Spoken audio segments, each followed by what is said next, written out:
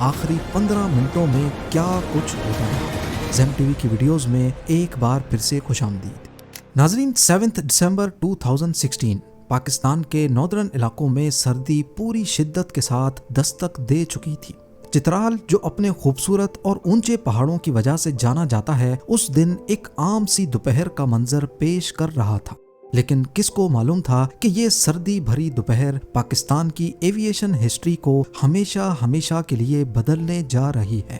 آپ کو بتاتا چلوں کہ چترال پاکستان کا وہ ریموٹ ایریا ہے جہاں تک جانے کے لیے 1970s تک کوئی روڈ نیٹ ورک ہی نہیں تھا۔ لوگ پاکستان کے دوسرے حصوں تک پہنچنے کے لیے پہلے افغانستان جاتے اور پھر وہاں سے پاکستان میں انٹر ہوتے۔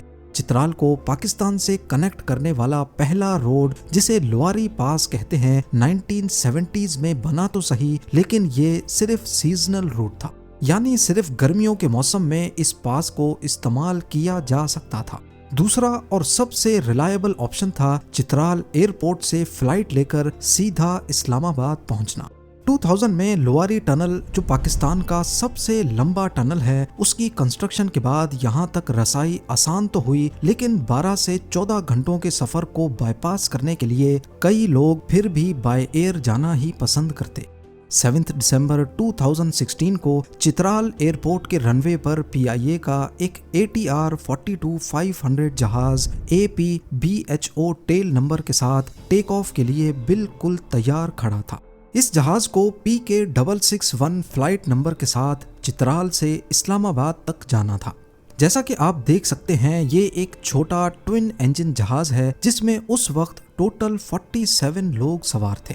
پیسنجرز کی لسٹ میں ایک شخص ایسا تھا جس پر پورے ملک کی نظریں رہتی تھیں، جنید جمشید، وہ شخص جو کبھی پاکستان کا پاپ آئیکن تھا اور پھر سب کچھ چھوڑ چھاڑ کر تبلیغ کی راہ پر نکل پڑا۔ وہ اپنی بیوی کے ساتھ چترال کے ایک تبلیغی دورے پر تھے اور آج واپسی کے لیے اس بدقسمت جہاز میں سوار ہوئے۔ جنید جمشید کے علاوہ پیسنجرز کی لسٹ میں اور بھی کئی نامی گرامی شخصیت موجود تھیں، جس میں چترال کے ڈپٹی کمشنر اسامہ وڑائچ کا نام بھی شامل تھا۔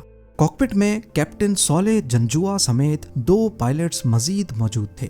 کیپٹن صالح جنجوعہ کوئی عام پائلٹ نہیں تھے، ان کے پاس 12,000 گھنٹوں سے زیادہ کا فلائنگ ایکسپیرینس تھا اور وہ اسی ATR جہاز کے انسٹرکٹر بھی تھے، یعنی انہیں اس جہاز کے پرزے کی اچھی طرح پہچان تھی۔ دوپہر 3:38 PM پر فرسٹ آفیسر نے تھرسٹ لیور اوپر کیا اور ٹیک آف کی پوزیشن بنا لی۔ اگلے ہی minute flight PK661 Chitral airport کے رن وے 20 سے بحفاظت ٹیک آف کر گئی۔ شروعات کا آدھا گھنٹہ بالکل پرسکون گزرا۔ جہاز فلائٹ لیول 135 یعنی 13,500 فیٹ کی اونچائی پر کروز کرتا ویلیز کے بیچ میں سے اڑتا ہوا اسلام آباد کی طرف رواں دواں تھا۔ یہ فلائٹ کئی سالوں سے چترال اور اسلام آباد کے بیچ ہفتے میں ایک مرتبہ چلتی تھی، لیکن کون جانتا تھا کہ آج ٹیک آف کرنے کے بعد یہ جہاز دوبارہ کبھی اسلام آباد نہیں پہنچ پائے گا، کیونکہ ٹھیک 4:12 پر سب کچھ بدلنے والا تھا۔ دوپہر کے 4:10 پر PK661 کو اڑان بھرے تقریباً 32 منٹ گزر چکے تھے۔ جہاز اس وقت 13,375 فیٹ کی بلندی پر تھا اور اسلام آباد کی طرف بڑھ رہا